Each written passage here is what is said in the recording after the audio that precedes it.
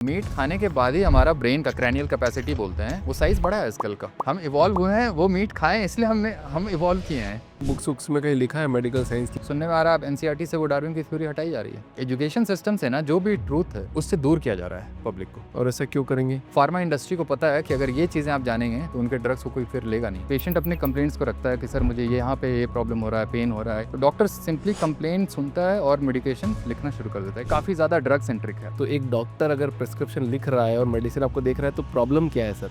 देखिए प्रॉब्लम मेरे लिए थोड़ा पर्सनल हो जाता है ये। मतलब ये लाखों लोगों की बात है सर, आपकी पर्सनली बात नहीं है कि आज मैं भी प्रिस्क्राइब मेडिसिन लेता हूँ तो मेरे को समझना है कि प्रॉब्लम क्या है।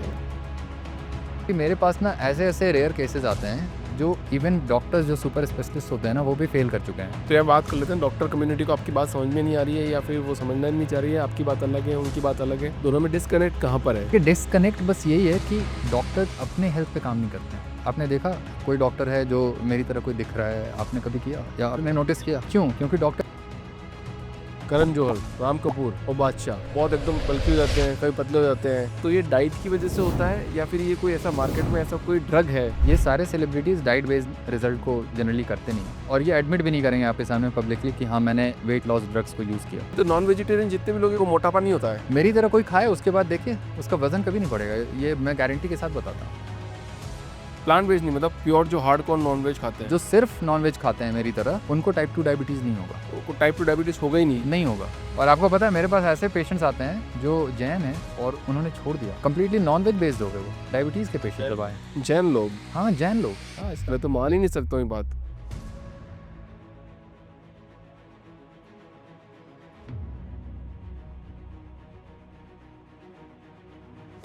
डॉक्टर किशले सर, बहुत बहुत स्वागत है आपका द फाउंडर्स ड्रीम के अंदर। आज मुझे लगता है हम सारे फाउंडर जितने भी हमको देख रहे हैं सबकी हेल्थ पे हम बात करेंगे, सबकी बॉडी बना देंगे। और उससे पहले एक बात करते हैं सर, आप बहुत हैंडसम दिख रहे हैं, बहुत चार्मिंग दिख रहे हैं, बॉडी बनाई है आपने। मुझे सबसे पहले बताइए सर, डॉक्टर सर को तो बॉडी बनाते हुए देखते नहीं है, आपने बॉडी बनाई है, क्या आपने वो पढ़ाई करी थी बॉडी बनाने वाली या नहीं करी थी पढ़ाई? और बॉडी बिल्डर का क्या माइंडसेट होता है सर? देखिए अभिषेक जी, बॉडी बिल्डिंग तो मैंने तब शुरू की जब मैंने मतलब मेडिकल कॉलेज में मैंने शुरू भी नहीं किया था उस वक़्त। तो मेरी पढ़ाई से कोई रिलेशन इसका है नहीं बॉडी बिल्डिंग का। बट मैं क्योंकि लीन बहुत था, बहुत दुबला-पतला था और बीमार भी रहता था काफ़ी ज़्यादा। तो उसको ध्यान में रखते हुए मेरे पापा ने मुझे काफ़ी ज़्यादा एनकरेज किया कि तुम थोड़ा जिम करो, थोड़ी बॉडी बनाओ। फिर घर से तुम बाहर अगर चले जाओगे तो फिर तुम्हारा खाना-पीना, अभी घर पे हो, घर का खाना मिल रहा है तुम्हें, तो बेटर है तुम अभी अपने हेल्थ पे काम कर लो। मेडिकल कॉलेज जब जॉइन करोगे तो तुम्हें हेल्प मिलेगा उसमें भी। तुम्हारे एजुकेशनल करियर में भी हेल्प मिलेगा, तुम्हारे ओवरऑल तुम्हारे पूरे एकेडमिक्स में तुम्हें हेल्प मिलेगा, तुम्हारी अच्छी हेल्थ होगी तो। तो उस पॉइंट ऑफ व्यू से मैंने जिम स्टार्ट किया और उसके बाद से मैंने फिर कभी छोड़ा नहीं क्योंकि ये काइंड ऑफ एडिक्शन बन गया मेरे लिए और बहुत इंपॉर्टेंट अब मैं मानता हूँ इस चीज़ को। अपनी लाइफ का एक सबसे इंपॉर्टेंट पार्ट है मेरा, सबसे इंपॉर्टेंट। करेक्ट। क्या डिफरेंस है सर? जैसे मैं तो बॉडी जिम में जाता नहीं हूँ, मैं बॉडी वॉडी मतलब बल्ले वल्ले तो नहीं बनाता हूँ मैं, आपने बनाए हैं मैंने नहीं बनाए हैं, ऐसे बहुत सारे लोग होंगे, तो दो डिफरेंट लोग अलग हो गए। तो क्या डिफरेंस है कि मैंने नहीं बनाई बॉडी और आपने बनाई, तो क्या फ़र्क होगा हम दोनों में? मुझे ऐसा लगता है आप खुद में बहुत अच्छा फ़ील करते हो जब आप मिरर में खुद को देखते हो, तो वो एक अच्छी फीलिंग देती है आपको कि मैं कुछ अलग हूँ और वो एक कॉन्फिडेंस देता है फिर आपको। कपड़े अच्छे आते हैं इसलिए बॉडी बनाई जाती है? डेफ़िनिटली वो भी एक पार्ट है, आप उसके लिए भी आपको लगता है कि नहीं मैं मेरे पे हर कपड़े अब सूट करते हैं। आप हैंडसम दिखना चाहते थे आप प्रैक्टिस करते करते? देखिए हैंडसम तो मैं बचपन से ही था, बट थोड़ा-सा और खुद को इम्प्रूव कर लिया बॉडी बना कर के और भी थोड़ा-सा ज़्यादा अच्छा चार्मिंग दिखता हूँ। आपका बहुत बहुत स्वागत है सर इस पॉडकास्ट के अंदर। थोड़ी बात करेंगे और समझने की कोशिश करेंगे कि आपकी क्या विचारधारा है हेल्थ को लेके। ठीक है, जैसा कि अपन बात कर रहे थे बैक स्टेज की, आपने बोला कि मैं थोड़ा अलग सोचता हूँ। मेरे को थोड़ा-सा बताइए ना सर, मेडिकल के अंदर जब आप थे तो मेडिकल की पढ़ाई कर रहे थे, फिर आपको लगा कि नहीं मेडिकल की पढ़ाई तो अलग है और जो मैं सोचता हूँ वो अलग है। तो क्या विचारधारा थी और कैसे क्या सोचा आपने उस टाइम पे? जी, मैंने उस वक़्त तो अभिषेक जी बहुत ज़्यादा कुछ नहीं सोचा, क्योंकि आप एज़ अ स्टूडेंट उस समय पढ़ रहे होते हो मेडिकल कॉलेज में और आपके पास बहुत ज़्यादा एक्सपीरियंस भी नहीं होता प्रैक्टिकल चीज़ों का। तो आपको समझ नहीं आता हमें जो पढ़ाया जा रहा है वो कितना गलत है, कितना सही है। बट क्योंकि मैं जिम से शुरू से ही जुड़ा हुआ था, जब मैं 17 ईयर्स का था तो मैंने जिम स्टार्ट किया और उसके बाद से मुझे ये समझ आ गया कि ये इसका एक इम्पोर्टेंस है, अपनी जगह है। आप पढ़ाई करो, मेडिकल में आप स्टूडेंट मेडिकल स्टूडेंट के रहो, इंजीनियरिंग स्टूडेंट रहो, आप कोई भी काम करो दुनिया में, ठीक है? बट ये आपका एक इम्पोर्टेंट पार्ट है और आपको मिस नहीं करना चाहिए, ये आपको रखना है अपने साथ। तो उसकी वजह से मैं कंटिन्यूअसली डाइट को लेकर के फोकस्ड होता था कि नहीं मुझे जिम जाना है तो मुझे गलत चीज़ें नहीं खानी है, जैसे पैकेज फूड नहीं खाना या कोल्ड ड्रिंक नहीं पीना, ये सारी जितनी चीज़ होती हैं। तो एक मेरे पास एक आइडिया था कि मुझे गलत चीज़ों में इन्वॉल्व नहीं होना, मुझे बैड हैबिट्स में नहीं जाना, मुझे अल्कोहल नहीं करना, स्मोकिंग नहीं करना। तो उसका एक पॉजिटिव बेनिफिट तो मुझे मिला उस पॉइंट ऑफ व्यू से। जैसे-जैसे पढ़ता गया और उसके साथ-साथ एमबीबीएस करने तक मुझे नहीं पता था कि ये जो एकेडमिक्स है हमारा, वो एक्चुअली फ्लॉड है, पूरी तरह से गलत है। फ्रॉड है। हाँ, फ्लॉड है। फ्लॉड है मतलब अच्छा, पूरी फ्लॉड है। गलत, हाँ, गलत है। इसका जो पूरा एक स्ट्रक्चर है ना हमारा बेसिक, जो फाउंडेशन है एज़ अ कोर नॉलेज, वो गलत है। वो बास्टर्डाइज़्ड है काइंड ऑफ लिटरेचर हमारा मेडिकल का। वो सही तरीके से हमें बुक में पढ़ाया नहीं गया है, जो लिखा हुआ है। तो मतलब ये तो मतलब पूरी दुनिया पढ़ रही है, इतने सालों से पढ़ पढ़ रहे हो। रही है, बट एक्चुअली जो उसका मैनेजमेंट प्रोटोकॉल है ना, वहाँ पे प्रॉब्लम आ जाती है। क्योंकि जो भी डिजीज़ेज़ हम देख रहे हैं आजकल, जो पैंडेमिक है, जैसे डायबिटीज़, ओबेसिटी, उससे रिलेटेड जो मैनेजमेंट है हमारे टिपिकल कन्वेंशनल मेडिसिन में, वो काफ़ी ज़्यादा ड्रग सेंट्रिक है। आप देखते होंगे कि पेशेंट जाता है डॉक्टर के पास और पेशेंट अपने कंप्लेंट्स को रखता है कि सर मुझे ये यहाँ पे ये प्रॉब्लम हो रहा है, पेन हो रहा है या फिर शुगर बढ़ गया, ब्लड प्रेशर हाई है। तो डॉक्टर सिंपली कंप्लेंट सुनता है और मेडिकेशन लिखना शुरू कर देता है। एक पर्ची बन जाता है उसका 10 से 12 मेडिसिन का। और एक डॉक्टर जो है अपने पेशेंट पे हार्डली मुझे लगता है 3 से 5 मिनट से ज़्यादा देता है वो। क्योंकि वो सिंपली कंप्लेंट्स लिखता है, उसके साइन सिम्पटम्स को वो एड्रेस करता है और उसके अराउंड जो भी मेडिसिन बनती है, वो प्रिस्क्राइब कर देता है और फिर बोलता है आप ये जाँच करा लीजिए और ये मेडिसिन अब आपको पूरी ज़िंदगी खानी पड़ेगी। तो क्या प्रॉब्लम है सर? मतलब अगर कोई डॉक्टर अगर इस तरीके से देख रहा है, अगर आपको देख के प्रिस्क्राइब कर रहा है, फिर मेडिसिन देख रहा है, फिर आप एक ज़िंदगी जी पा रहे हो, ऐसा तो नहीं कि वो आपको बचा लेगा या फिर कुछ कर लेगा या आपको मतलब मरने से ही बचा लेगा। जब तो जैसे बोला जाता है ना कि मौत तो तब लिखी होगी जब तक होगी तो हो जाएगी। और हेल्थ कंसर्न हम लोग रहते हैं फिर भी कि भैया कि हमारे को बहुत हेल्थ बनानी है करनी। तो एक डॉक्टर अगर प्रिस्क्रिप्शन लिख रहा है और मेडिसिन आपको देख रहा है तो प्रॉब्लम क्या है सर? देखिए प्रॉब्लम अभिषेक जी, मेरे लिए थोड़ा पर्सनल हो जाता है ये। पता नहीं मैं क्यों पर्सनली लेने लगता हूँ इसको। मतलब ये लाखों लोगों की बात है सर, आपकी पर्सनली बात नहीं है कि आज मैं भी डॉक्टर के पास जाता हूँ तो मेडिसिन लेता हूँ, प्रिस्क्राइब मेडिसिन लेता हूँ। तो मेरे को समझना है कि प्रॉब्लम क्या है? हाँ, देखिए हमारे पास ना डिज़ीज़ का 2 बेसिकली क्लास होता है, टाइप्स ऑफ डिज़ीज़ अगर हम देखते हैं तो। एक होता है इन्फेक्शियस, एक होता है नॉन इन्फेक्शियस। इन्फेक्शियस डिज़ीज़ जो होता है ना हमारा, वो होता है जो आपके बैक्टीरिया, वायरस, फंगस ये सारे से आपको हो रहा है। मतलब आपको पता है कि हमें बैक्टीरिया अफ़ेक्ट किया है और उसके लिए हम एंटीबायोटिक्स लेते हैं या एंटीवायरल या एंटी फंगल जो भी ड्रग्स होता है, हम ले लेते हैं और वो इन्फेक्शन हमारा क्योर हो जाता है। एक होता है नॉन इन्फेक्शियस जिसको हम नॉन कम्युनिकेबल डिज़ीज़ भी बोलते हैं। तो ये पर्सन टू पर्सन कम्युनिकेट नहीं करता। हमें डायबिटीज़ है तो आपको डायरेक्टली मुझे मेरे से डायरेक्टली आपको नहीं हो जाएगा। तो ये non communicable, non infectious disease है और इसके लिए हमारा जो मैनेजमेंट है वो गलत है। इन्फेक्शियस डिज़ीज़ के रिगार्डिंग मैं बात नहीं करता हूँ। जब भी मैं डॉक्टर्स के प्रोटोकॉल पे बात करता हूँ या मेडिकल मैनेजमेंट प्रोटोकॉल पे मैं क्वेश्चन करता हूँ, तो वो पर्टिकुलरली नॉन इन्फेक्शियस डिज़ीज़ के लिए होता है, लाइफ़स्टाइल डिज़ीज़ के लिए होता है। जहाँ पे आप डिज़ीज़ को बेटर कर सकते हैं, कंप्लीटली आप रिवर्स कर सकते हैं विदाउट मेडिकेशन, बट वो हो नहीं रहा हमारी मेडिकल कम्युनिटी में। वो प्रॉब्लम है और उसकी वजह से पेशेंट की जो क्वालिटी ऑफ लाइफ होती है वो बहुत ख़राब हो जाती है। क्योंकि उनकी प्रॉब्लम्स को आपने कम नहीं किया, सिम्पटम्स को बस सप्रेस किया आपने मेडिकेशन देकर। जैसे एक डायबिटिक पेशेंट है, वो डायबिटीज़ के पिल्स ले रहा है, 10 साल हो गए, बट उनका डायबिटीज़ वेल कंट्रोल्ड नहीं है। उनका ब्लड शुगर 180-200 मिलीग्राम तक रहता है और इसको फेयर कंट्रोल हम मानते हैं डायबिटिक्स के केस में। आप डॉक्टर के पास जाएँगे, आप बोलेंगे मेरा HbA1c सर 7 है, वो कभी नहीं बोलेगा आपको कि आपको कुछ एक्टिवली इसमें करने की ज़रूरत है। ठीक है, आपका टारगेट लेवल आपने अचीव कर रखा है, आपका HbA1c बढ़िया है, अब इससे कम क्यों करना है? डायबिटिक्स को तो इतना ही रखना होता है। डायबिटिक्स को इतना रखना नहीं होता है, डायबिटिक्स आपको होना नहीं होता है। टारगेट हमें ये रखना है कि आपको डायबिटीज़ हो गया तो अब नॉर्मल करिए HbA1c को, ब्लड शुगर को एंटायरली आप नॉर्मल कर सकते हैं। डॉक्टर किस तरह से ऐसे वीडियोज़ हम देखते हैं इंटरनेट पे, मतलब सारी इन्फॉर्मेशन तो हमको वहीं से मिलती है और न्यूज़पेपर से मिलती है। आई थिंक 2 ही सोर्स है और इन दोनों सोर्सों में ऐसा बता रखा है कि डायबिटीज़ तो सिर्फ़ शुगर खाने से होती है। आपके घर में अगर व्हाइट शुगर है तो you will be diabetic person for sure. तो मैं तो रोज़ डरता हूँ और मेरी वाइफ़ को बोलता हूँ कि क्या अपन को ये व्हाइट शुगर हटा देनी चाहिए? तो थोड़ा कन्फ्यूज़न है, दूर करेंगे? बिल्कुल, बिल्कुल। देखिए ये शुगर को लेकर जो ये सवाल उठता है ना, पहले तो मैं ये बता दूँ कि शुगर को लोग जनरली समझते हैं कि हम सिर्फ़ टेबल शुगर की बात कर रहे हैं, जो रिफाइंड शुगर आता है। जो चाय में डालते हैं सबसे ज़्यादा सब। बस वही चीनी है, बाकी कुछ चीनी नहीं है। तो आप जितना कुछ खाते हो ना, वो मैक्सिमम चीज़ें चीनी ही होती है आपके खाने में। आप चावल खा रहे हो, रोटी खा रहे हो, आप जो भी खा रहे हो अनाज बेस्ड जो भी खाना है हमारा वो सारा चीनी है, क्योंकि बॉडी में जा करके वो कन्वर्ट होता है ग्लूकोज में। सीरियल बेस्ड जो खाना है हाँ जिसके बारे में मैं कह रहा हूँ, जैसे इंडियन डाइट में आप देखोगे हमारा फाउंडेशन है चावल और रोटी का, इसी के अराउंड हम खाना रखते हैं अपना हर एक मील में, ब्रेकफास्ट हो लंच हो या डिनर हो। रोटी चावल होता है, थोड़ी सी सब्जी कोई खाते हैं, और मोस्ट ऑफ द लोगों को सब्जी बहुत ज़्यादा पसंद नहीं होती, आपको भी पता है, बहुत कम लोग सब्जी की तरफ होते हैं अट्रैक्टेड। जैसे लौकी की सब्जी हो गई, करेले की सब्जी हो गई। हाँ, तो बहुत सारी सब्जियां तो लोग खाते ही नहीं है। आलू की सब्जी सबको पसंद है, वो भी कार्बोहाइड्रेट है, वो फुल ऑफ कार्बोहाइड्रेट। तो आप वही चीज़ें खा रहे हैं सबसे ज़्यादा जो अल्टीमेटली ग्लूकोज में कन्वर्ट हो रहा है। आप हो सकता है रिफाइंड शुगर ना खा रहे हो जो टिपिकल टेबल शुगर है हमारा, लेकिन अल्टीमेटली आप खा रहे हैं चीनी ही।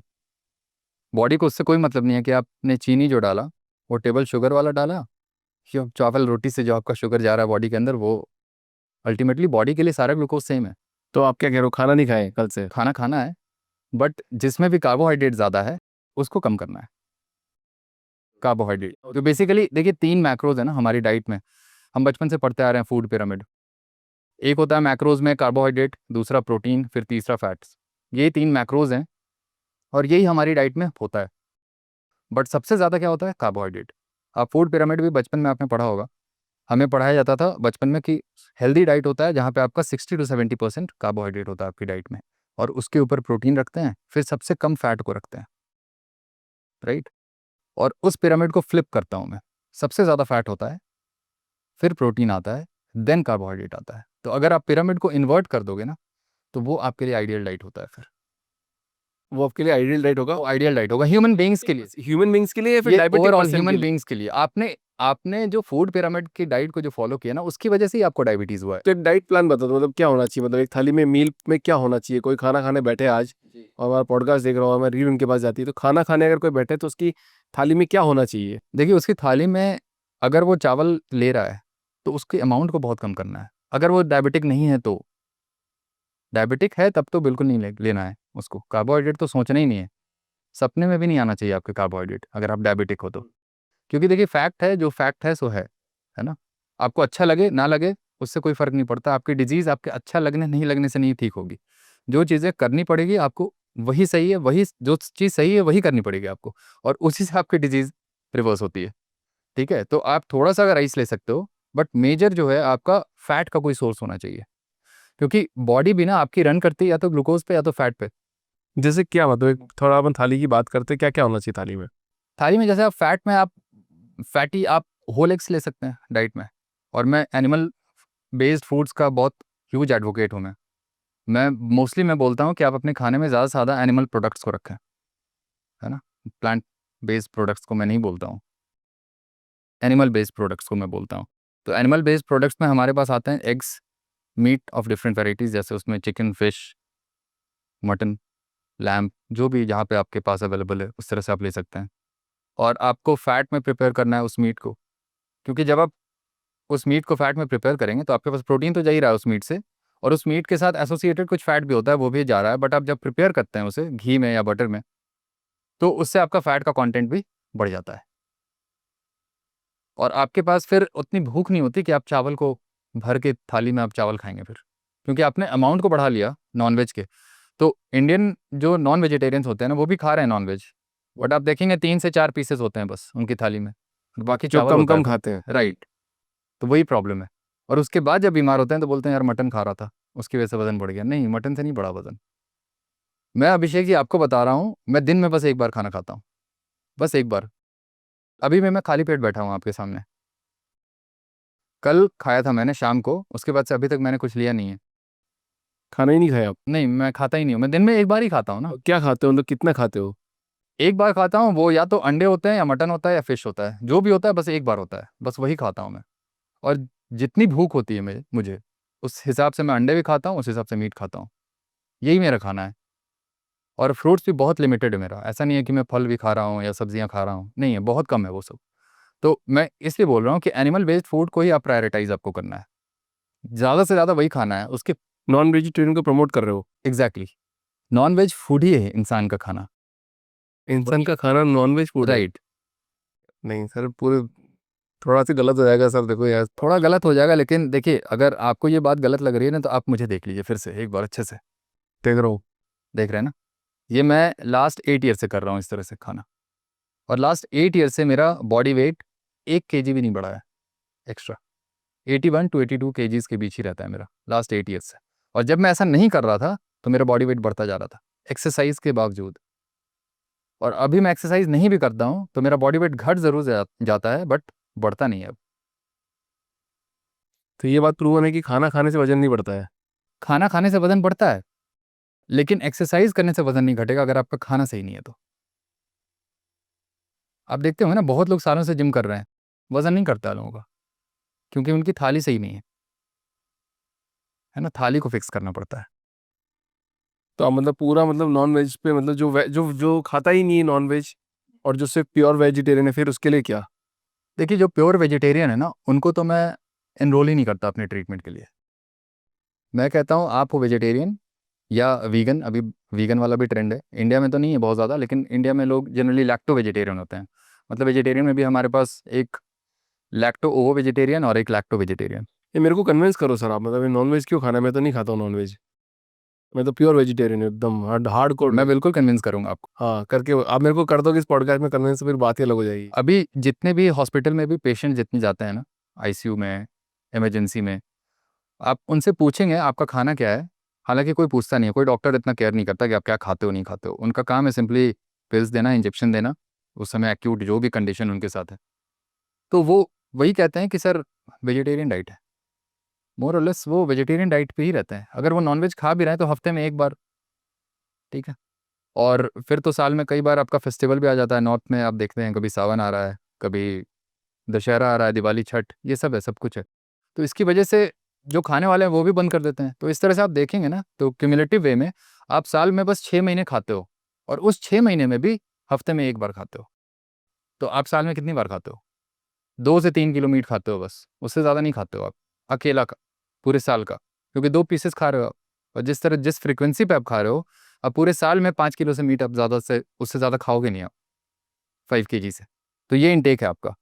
मैंने संग्राम सिंह जी के साथ पॉडकास्ट किया, अगर आप जानते हो तो, और शायद उनके पास ही मेरा पॉडकास्ट पहुंच भी जाए। वो भी प्योर वेजिटेरियन है, वो बोलते हैं कि कुछ नहीं होता है नॉन वेज खाने से। जितने भी वेजिटेरियन हैं वो कहते हैं कि मैं वेजिटेरियन हो करके बॉडी बनाया हूँ।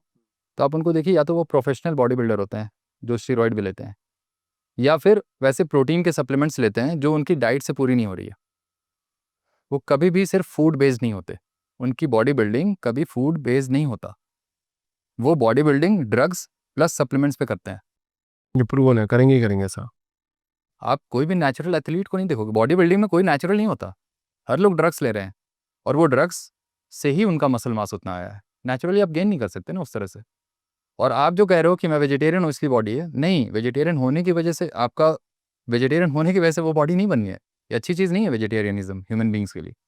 आप ड्रग्स ले रहे हो और उसको आप काइंड ऑफ आप डिवीट कर रहे हो, डिस्ट्रैक्ट कर रहे हो लोगों को कि ये वेजिटेरियन हो करके भी मैं ऐसा हो सकता हूँ। आपने ड्रग्स लिया, आपने बहुत मल्टीपल सप्लीमेंट्स लिए हैं, तब जा कर के उसने आपने अचीव किया उस चीज़ को। तो डिफरेंस है। आप पब्लिक को मिसलीड मत करिए ये सब बोल करके। पब्लिक मिसलीड हो रही है एक्चुअली देख करके इन लोगों को। उनको पता नहीं है कि बिहाइंड द सीन क्या होता है उनके। आपने देखा है ऐसे लोगों को? मतलब मैं खुद बॉडी बिल्डिंग कर रहा हूँ लास्ट 20 ईयर्स से, मुझे पता है इसमें क्या होता है इस इंडस्ट्री में। मैंने खुद को कभी नहीं प्रोफेशनल बॉडी बिल्डिंग में कभी मैंने नहीं किया उसके लिए, ना मेरा कभी एस्पिरेशन था वैसा कि मुझे करना है बॉडी बिल्डिंग प्रोफेशनल। क्योंकि जिस तरह से बॉडी बिल्डिंग होती है ना, वो इंडस्ट्री बहुत डर्टी है एक्चुअली। आपको ड्रग्स लेने ही पड़ेंगे, क्योंकि आप बॉडी बिल्डिंग जब करोगे तो आपको मेडल लेना है ना। आपको बस स्टेज पे जाके खड़े तो होना नहीं है, आपको जीतना है, आपको भी फेम पाना है। तो फेम पाने के लिए आपको जो करना होगा वो करोगे आप। और एथलीट जब आप बनते हो ना प्रोफेशनल, तो आपके माइंड में फिर हेल्थ नहीं होता, आपके माइंड में होता है फेम। और जहाँ पे भी फेम आएगा वहाँ पे आपका हेल्थ साइड लाइन हो जाएगा, क्योंकि आप उस फेम के लिए आपको वो सारी डर्टी चीज़ें करनी होंगी जो आपकी बॉडी के लिए अच्छी नहीं होती। तो एथलीट से आप एक्सपेक्ट मत करिए कि वो हेल्थ पे आपको अच्छी एडवाइस देंगे, नहीं, उनकी खुद की हेल्थ अच्छी नहीं है। और आप देखते होंगे इसलिए एथलीट्स को हार्ट अटैक इतने ज़्यादा इंसिडेंसेस आप देख रहे हैं अभी हाल में। बहुत है, बहुत हार्ट अटैक, और बहुत उनको हार्ट का इशू होता है, क्योंकि वो ओवर ट्रेनिंग भी करते हैं, बहुत ज़्यादा ट्रेन करते हैं, बॉडी को रेस्ट नहीं देते हैं, और ड्रग्स का यूज़ बहुत ज़्यादा है। मतलब पूरा ड्रग्स अब्यूज़ होता है इस इंडस्ट्री में। थोड़ा भी रिलेट भी कर पा रहे होगे, मुझे ऐसा लगता है। आपको नहीं लग रहा होगा कि मैं कुछ गलत बोल रहा हूँ अभी तक, क्योंकि आपने भी देखा होगा। बट आप सामने में जब देखते हो कोई बड़ा बॉडी बिल्डर आ जाता है, तो आप थोड़ी देर के लिए आपको ऐसा लगता है कि नहीं यार, सही था कुछ तो, बट रियलिटी यही है जो मैं बता रहा हूँ आपको अभी। अच्छा, डायबिटीज और इंसुलिन रेजिस्टेंस का क्या कनेक्शन है दोनों का आपस में? देखिए कनेक्शन कुछ ऐसा है कि क्योंकि इंसुलिन का काम होता है, जो प्राइमरी रोल होता है ना इंसुलिन का, वो होता है ब्लड शुगर को कम करना। ये सभी को पता है कि जब भी हम खाना खाते हैं हमारा शुगर बढ़ता है, और उस शुगर को कम करने के लिए, नॉर्मल करने के लिए इंसुलिन आता है और वो शुगर को ब्लड से सेल के अंदर पुश कर देता है। ये काम है इंसुलिन का। अब किसी वजह से अगर आपका इंसुलिन काम ना करे तो आपका ब्लड में शुगर बढ़ने लगेगा, क्योंकि वो सेल के अंदर नहीं जा पा रहा है। और इस स्टेट को ही हम इंसुलिन रेजिस्टेंस बोलते हैं, क्योंकि अब इंसुलिन अपना काम नहीं कर पा रहा, जो काम है उसका प्राइमरीली ग्लूकोज को कम करना। तो अब इसलिए लोग इसको रिलेट करते हैं कि आपको डायबिटीज़ हुआ, और जब भी मैं डायबिटीज़ अभी बता रहा हूँ आपके सामने, तो मैं टाइप 2 के बारे में बोल रहा हूँ, टाइप 1 के बारे में नहीं, क्योंकि टाइप 1 टाइप 2 के बारे में मैं शॉर्ट में बता देता हूँ। टाइप 1 डायबिटीज़ में हमारा ये होता है कि इंसुलिन का प्रोडक्शन ही नहीं होता है। आपकी खुद का इम्यून सिस्टम उसको डैमेज कर रहा है। आपके पैनक्रियाज को, बीटा सेल होता है हमारा जो इंसुलिन को बनाता है, उसको डैमेज कर रहा है, जिसकी वजह से आपका इंसुलिन का प्रोडक्शन बंद हो जाता है, और वैसे सिचुएशन में आपको इंसुलिन लेना ही पड़ता है। आप उससे फिर बच नहीं सकते हो, आपको लेना ही पड़ेगा, पूरी ज़िंदगी लेना पड़ता है। लेकिन मैं बात कर रहा हूँ टाइप 2 डायबिटीज़ का, जहाँ पे इंसुलिन आपके पास इनफ है, और बट आपको फिर भी वो खाना दिया जा रहा है जिससे आपका इंसुलिन का रिक्वायरमेंट और बढ़ता है। क्योंकि अगर आपकी बॉडी ग्लूकोज को मेटाबोलाइज नहीं कर पा रही, ब्लड से सेल के अंदर नहीं पुश कर पा रही, तो आइडियली आपको क्या करना चाहिए, है ना? आप सोच सकते हो। आपको वो चीज़ें नहीं खानी चाहिए जिससे शुगर आपका डायरेक्टली बढ़े, क्योंकि आपको पता है अब हमारा इंसुलिन काम नहीं कर रहा। तो जब इंसुलिन काम नहीं करेगा तो आप जब भी वैसा खाना खाएंगे जो आपके ग्लूकोज को बढ़ाता है, जो कार्बोहाइड्रेट की मैंने बात की, सिर्फ शुगर की बात नहीं है ये, रिफाइंड शुगर, वो सारे कार्बोहाइड्रेट्स की बात आती है, तो उससे आपका ब्लड ब्लड का शुगर बढ़ेगा, बढ़ता जाएगा। अब इंसुलिन काम नहीं कर रहा है, इंसुलिन रेजिस्टेंस आप कह रहे हो, तो अब कैसे मैनेज होगा? तो फिर इसलिए डॉक्टर ड्रग्स देते हैं। तो जितने भी नॉन वेजिटेरियन हैं तो उनको कभी डायबिटीज नहीं होती? नहीं, नॉन वेजिटेरियन होने से ऐसा नहीं है कि आप बच जाओगे, क्योंकि नॉन वेजिटेरियन होते हुए भी आप प्लांट बेस्ड हो। प्लांट बेस्ड नहीं, मतलब प्योर जो हार्डकोर नॉन वेज खाते हैं जो सिर्फ नॉन वेज खाते हैं मेरी तरह, उनको टाइप 2 डायबिटीज़ नहीं होगा। उनको टाइप 2 डायबिटीज होगा ही नहीं? नहीं होगा, इसका दावा मैं कर कोई सकता हूँ। और बीमारी हो जाएगा? कोई और नहीं, और कोई बीमारी कैसे होगी? इसका कोई एविडेंस नहीं है हमारे पास। जैसे मान लो विराट कोहली जी का एक एग्जांपल आया था बीच में, बहुत आई थिंक न्यूज़ पे भी चला था कि डॉक्टर ने उनको बोल दिया कि अब बीट वीट मत खाइए, क्योंकि उनको उनकी गर्दन में पेन होने लग गया था। कितना सही कितना गलत है वो तो अपन नहीं बता सकता, बट ऐसा सोशल मीडिया पे देखा गया था। तो कोई और बीमारी हो जाएगी? कोई और बीमारी का मैं तो वेट कर रहा हूँ अभी तक, कौन सी बीमारी मुझे होगी, क्योंकि 8-10 साल मुझे हो गए हैं। मेरे पापा डायबिटिक डायग्नोज हुआ था उनका डायबिटीज़ 15 ईयर्स बैक। उनको कोई प्रॉब्लम नहीं हुआ अभी तक, कोई मेडिसिन नहीं लेते अभी तक डायबिटीज़ के लिए वो 15 ईयर्स से। और HbA1c उनका ब्लड शुगर कंप्लीटली नॉर्मल है आज की डेट में भी। हार्डकोर नॉन वेजिटेरियन हाँ, पूरा मेरी तरह खाते हैं वो। पहले नहीं खाते थे? पहले नहीं खाते थे, जब डायबिटीज़ हुआ था तो रोटी चावल चलता था, दिन में 12 से 16 चपाती, जो आइडियली सब सारे इंसान खा रहा है अभी इंडिया में। सारे लोग 12 से 16 चपाती ऑन एन एवरेज खाते हैं पूरे दिन में। 3-3 चपाती, आप 3 मील भी लेते हो तो 9 तो आपका यूं ही हो गया, और राइस भी होता ही है थोड़ा बहुत, तो ऑलमोस्ट इक्विवेलेंट होता है वो 12-15 चपाती के। कि अब जैसे अपन विराट कोहली की बात कर ही रहे थे, तो विराट कोहली तो एक सेलिब्रिटी है, उनके पास तो पैसा भी बहुत ज़्यादा है, तो उनके पास तो फुल फ्लेजेडली टीम चलती है, और वो सब बताती है उनको कि ये खाना चाहिए, ये नहीं खाना चाहिए, कि नॉनवेज खाएं कि नहीं खाएं। फिर भी नॉनवेज खाने से उनको कोई बीमारी हो गई, और आप बोल रहे हो नॉनवेज खाने से एक्स्ट्रा कोई बीमारी नहीं होगी। पर एक यही एक आम इंसान की बात करें, उनको तो कोई बताने वाला नहीं है। अब मान लो वो आपके कहने पे आज बोले नहीं यार, सर ने बोला था, अभिषेक जी के पॉडकास्ट में आया था और किशले जी ने बोला था नॉनवेज खाएंगे तो डायबिटीज़ तो नहीं होगी, पर पता पड़ा कि 6 नई बीमारी पैदा हो गई। फिर कौन जिम्मेदार सर उसका? देखिए, मैं अभिषेक जी आपको बता दूं, विराट कोहली का जब भी आता है ना यहाँ पे एक एग्जाम्पल, तो मैं यही पूछता हूँ कि क्या विराट कोहली सिर्फ मीट खा रहा था, सिर्फ अंडे खा रहा था मेरी तरह? नहीं, विराट कोहली की डाइट में और भी बहुत चीज़ें थी। राइस था, रोटी था, और भी 50 तरीके की सब्जियां थी जो आपको नहीं खाना चाहिए, है ना? यही फैक्ट है। तो अगर आप जब तक मीट को किसी और चीज़ के साथ नहीं खाते हो, तब आप मत ब्लेम करो मीट को, क्योंकि आपने सिर्फ मीट नहीं खाया, यही मेरा कहना है। आप मीट के साथ बाकी चीज़ें भी खा रहे थे, और जब भी आपको प्रॉब्लम आएगी तो आप हमेशा मीट को ही ब्लेम करते हो। आप मीट अंडे खाते हो, सिर्फ 2 पीस, 2 अंडे पूरे दिन के, वो भी हफ्ते में 2 से 3 बार, और पूरा चपाती और राइस रहता है आपके पूरे दिन, पूरे साल। तो आप उस सिचुएशन में भी आप मीट को ही ब्लेम करते हो। विराट कोहली को होता है तो वहाँ पे भी आप मीट को ब्लेम करने लगते हो। तो विराट कोहली की डाइट को किसने देखा? क्या विराट कोहली सिर्फ मीट खा रहा था, सिर्फ अंडे खा रहा था? नहीं, नहीं खा रहा था, ये गारंटीड है, वो ऐसा नहीं खा रहा था। आप सिर्फ मीट खाते हो, रोटी, राइस, दूसरा आइटम कुछ नहीं खाते हो? फ्रूट्स भी नहीं खाते हो, कुछ नहीं खाते? मैं खाता हूँ, उसका अमाउंट बहुत कम होता है। फ्रूट्स का अमाउंट बहुत कम है। मैं ऐसा नहीं कह रहा हूँ कि मैं 100% मीट बेस्ड हूँ या फिर एग बेस्ड हूँ, बहुत कम है। 90% meat based. Once in a while मेरा होता है। मतलब ऑलमोस्ट आपके खाने में अगर 80 to 90% अगर अंडे और मीट हो जाए तो आप रिमेनिंग 5-10% आपके लिए मैटर नहीं करता आप क्या खा रहे हो। कैसे खाते हो? मतलब पका के एकदम सब्जी वब्जी डाल के, मसाले वसाले डाल के नॉर्मल खाते कुक हो? करता हूँ, जैसे इंडियन स्टाइल में आप इंडियन रेसिपी जो आप कढ़ाई मटन कढ़ाई आप बनाते हो ना, वही बनता है मेरे यहाँ। और एक मैंने अपने लिए रोस्ट का मशीन भी रखा हुआ है बारबेक्यू के लिए, उसमें रोस्ट करता हूँ डायरेक्टली मटन को, वो खाता हूँ। बस वही खाता हूँ मैं, और दिन में एक बार खाता हूँ। चिकन का कंजम्पशन थोड़ा कम है, क्योंकि मैं रेड मीट को आइडियल फूड मानता हूँ ह्यूमन बींग्स के लिए, कि आपको रेड मीट ही लेना चाहिए, सारे ह्यूमन बींग्स को रेड मीट खाना चाहिए? रेड मीट खाना चाहिए बिल्कुल। चिकन भी नहीं खाना चाहिए? चिकन खाना चाहिए, आप कभी कभी चेंज करने के लिए आप खा सकते हो, बट आपका बेस जो है ना वो रेड मीट पे होना चाहिए, आपकी डाइट का पूरा फाउंडेशन है वो आपका, क्योंकि आप उसी को खा के इवॉल्व हुए हो, आप रोटी चावल खा के इवॉल्व नहीं हुए हो एज अ ह्यूमन बींग। आपको ये इवोल्यूशन को ध्यान में रखते हुए खाना है आपको। मतलब आप ये कह रहे हो हमारे एंसेस्टर जो थे वो पुराने, जो ये मीट खाते थे, मछली खाते थे, चिकन खाते थे, हेवी मीट ईटर्स थे, वो रेड मीट पे इवॉल्व हुए हैं हम तो अब रहे नहीं ना बेचारे। अब तो रहे नहीं ना वो, हम नए हो गए। हम इवॉल्व हो गए ना, हम इवॉल्व हुए हैं, वो मीट खाए इसलिए हम इवॉल्व किए हैं। हम इवॉल्व भी इसलिए किए हैं, हम एक्सटिंक्ट नहीं हुए ना अभिषेक जी। पास नहीं था ना सर कुछ खाने के लिए, उनको पता नहीं था ना, बुद्धि नहीं थी उनमें। तो बुद्धि नहीं थी इसलिए तो मीट खाए तो बुद्धि हो गई ना, मीट खाने से ही तो बुद्धि हुई है। मीट खाने के बाद ही हमारा ब्रेन का क्रैनियल कैपेसिटी बोलते हैं, वो साइज बढ़ा है स्कल का। पहले जब हम प्री ह्यूमन वाले फेज में थे, जिसमें बोलते हैं ना चिंपैंजी की तरह थे हम, तो उस समय स्कल छोटा था। आज भी चिंपैंजी का जो भी है आप देखते हो स्कल छोटा है, पेट बहुत बड़ा होता है चिंपैंजीज का, गोरिल्ला का, है ना। तो वैसे उसी फॉर्म में पहले हम थे ह्यूमन बींग्स। तो वो चेंज हुआ, हमारा हमारा गट जो है श्रिंक किया और ब्रेन की कैपेसिटी बढ़ गई, जिसको हम क्रैनियल कैपेसिटी बोलते हैं।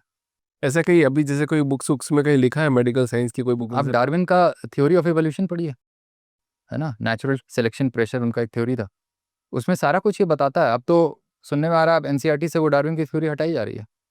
तो एजुकेशन सिस्टम से ना जो भी ट्रूथ है, रियलिटी है, उससे दूर किया जा रहा है पब्लिक को। और ऐसा क्यों करेंगे?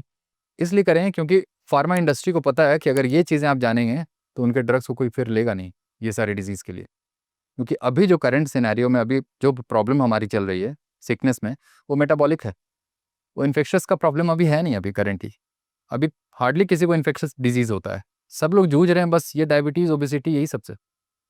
ओबेसिटी क्या है? देखिए ओबेसिटी मेरे नज़र में है बस जो भी आपकी बॉडी में ना एक फैट होता है, जिसको हम सुपरफिशियली जो हम देख पा रहे हैं उसे हम सबक्यूटेनियस फैट बोलते हैं, है ना, चर्बी जो आप देख पा रहे हैं ऊपर से कि हाँ मुझे है, जिसको आप पिंच कर सकते हो ऐसे पकड़। जैसे मेरे को भी डॉक्टर ने बोला कि तुमको कौन सा फैट है ये, विसरल फैट। हाँ ये तो आपका सबक्यू हो गया क्योंकि स्किन के अंदर है जस्ट ये, तो इसको सबक्यूटेनियस फैट बोलते हैं।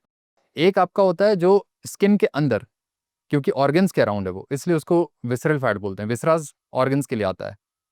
तो उसके अराउंड अगर फैट होगा तो वो उसको लोग बताते हैं कि वो प्रॉब्लमेटिक है आपके लिए। तो ऐसा नहीं है कि विसरल फैट होना नहीं चाहिए, कंप्लीटली आपका जीरो होना चाहिए। एक हेल्दी रेंज होता है उस चीज़ का, कि आपका सबक्यूटेनियस फैट का भी रोल है और विसरल फैट का भी रोल है, दोनों होना चाहिए। बट जब भी ऐसा लगने लगे कि आपका पेट बाहर आ रहा है ना, इसका मतलब वो एक्स्ट्रा हो गया आपकी बॉडी के लिए, क्योंकि आइडियली ह्यूमन बींग्स का पेट बाहर की तरफ दिखना ही नहीं चाहिए, जैसे मेरा कभी नहीं दिखता है। अगर वो दिख रहा है इसका मतलब वो एबनॉर्मल है। मैं तो नॉन वेजिटेरियन जितने भी लोग हैं वो उनको मोटापा नहीं होता है। मेरी तरह कोई खाए उसके बाद देखिए उसका वजन कभी नहीं बढ़ेगा, ये मैं गारंटी के साथ बताता हूँ।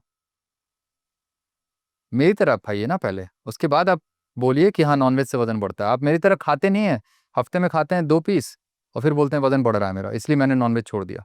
आप खा कहाँ रहे हैं मेरी तरह? वेजिटेरियन खाना खाने से वजन बढ़ता है, अभी बोल रहे हो दाल चावल रोटी खाना खाने से वजन बढ़ता है। पर मेरे सर एक पॉडकास्ट में एक सर आए थे तो उन्होंने बताया कि आप खाना नहीं खाते हो इसलिए वजन बढ़ता है। हाँ देखिए, अब उसमें देखिए प्रॉब्लम ये है ना कि वेजिटेरियन खाने पे सबसे बड़ा प्रॉब्लम ये है कि आप कभी, आपका ब्रेन जो है ना सेटिस्फाइड नहीं होता, आपका हंगर जो है बना रहता है पूरे दिन। और आप नोटिस करिएगा जो भी वेजिटेरियन होते हैं वो 3-4 घंटे पे कुछ ना कुछ उनको चाहिए होता है खाने के लिए। सही बात है, चाहिए होता है। अगर नहीं खाना खाए तो फिर गैस, एसिडिटी ये सब होने लगता है ना, चक्कर आने लगता है। वो इसलिए होता है क्योंकि आपने बॉडी में वैसी चीज़ डाली जिसको बॉडी बहुत इमीडिएटली प्रोसेस कर देता है, जो कार्बोहाइड्रेट की मैं बात कर रहा हूँ। और उसके बाद आपका और हंगर आपका आता ही है इसलिए क्योंकि आप जब भी खाना खाते हो कार्बोहाइड्रेट बेस्ड खाना, आपका ब्लड शुगर स्पाइक होता है और सडनली ड्रॉप करता है। तो ये ब्लड शुगर का जो फ्लक्चुएशन होता है ना, ये हंगर प्रोड्यूस करता है आपकी बॉडी में, आपकी भूख को बढ़ाता है ये। क्योंकि जो एनर्जी है, जो ग्लूकोज का लेवल है, वो काफ़ी अनस्टेबल है। पूरे दिन थ्रू आउट द डे ये आपका ऐसा होता रहता है, फ्लक्चुएशन, अप्स एंड डाउन। और जिसकी वजह से आपकी एनर्जी स्टेबल नहीं होती और आपको ऐसा लगता है कि जब भी ड्रॉप करता है तो आपको लगता है मुझे कुछ चाहिए, भूख लग रही है। भूख लग रही है। हाँ, मतलब ऐसा लगता है कि मतलब एक्चुअली वो आपकी बॉडी का हो सकता है नीड ना हो, बट वो आपके दिमाग में चक्कर से आने लगते हैं एकदम, कि जैसे यार थोड़ा तो, अरे यार बहुत भूख लगी यार, कुछ खा ले। साइकोलॉजिकल आपको अफेक्ट करता है, साइकोलॉजिकली आपको अफेक्ट करता है और फिर आपको लगता है नहीं मुझे खाना है अभी, और आप खाते हो। तो ये ओवर ईटिंग की वजह से ये ओवर ईटिंग का एक पार्ट बन जाता है। फिर कॉन्स्टेंटली खाना, कॉन्स्टेंटली स्नैक्स करना एवरी 2 to 3 आवर्स। मतलब पर हमको तो ये सिखाया है ना कि मतलब सुबह ब्रेकफास्ट करो जम के, मतलब राजा की तरह ब्रेकफास्ट करो, फिर थोड़ा सिपाहियों की तरह करो, दिन में खाना थोड़ा कम खाओ, फिर रात में थोड़ा कम खाओ, फिर दिन शाम को थोड़ा कम खाओ, फिर और कम खाओ। तो ऐसे 4 बार मील खाना आपको। तो क्या ये सही है एक वेजिटेरियन के लिए? पूरी तरह से गलत है ये। राजा की तरह नहीं खाना नहीं, ब्रेकफास्ट। राजा की तरह खाना है लेकिन एक बार खाना है ना, 1 से 2 बार खाइए ना आप। मैं भी तो राजा ही की तरह खाता हूँ। आप खुद सोचिए, कोई इंसान एक बार खाएगा तो वो कम क्यों खाएगा? आपको भर पेट खाना है। जैसे आपके पॉडकास्ट पे भी एक गेस्ट आए थे, वो कह रहे थे आपको भर पेट खाना है। हाँ, भरपेट खाना है। लेकिन खाना क्या है वो सही होना चाहिए। वो चीज़ अगर आप आलू पराठे से अगर आप रिप्लेस करने लगे तो फिर आपकी बीमारी कभी नहीं ठीक होगी। हो सकता है आपका वजन घट जाए शॉर्ट टर्म में, है ना, वजन घट सकता है उसमें, मैं ये नहीं कह रहा हूँ नहीं घटेगा वजन, क्योंकि वो काम कर रहे हैं अपने क्लाइंट के साथ, देख रहे हैं तो वो बता रहे हैं कि भाई वजन घटता है। अगर आपको 10 पराठे चाहिए, आप 10 की जगह आप 9 खाएंगे तो आपका वजन बढ़ेगा, 10 की जगह 11 खा लेंगे तो घट जाएगा। ऐसी बात भी करते हैं लोग, और घटता है, घट भी सकता है। लेकिन मैं हूँ डॉक्टर, मैं कोई हेल्थ इन्फ्लुएंसर नहीं हूँ सिर्फ, है ना, सोशल मीडिया इन्फ्लुएंसर। मैं एक डॉक्टर हूँ और एक डिजीज पर्सपेक्टिव से मैं सोचता हूँ हर चीज़ को, कि मेरा काम सिर्फ वजन घटाना नहीं है, मेरा काम है आपके हेल्थ को इम्प्रूव करना।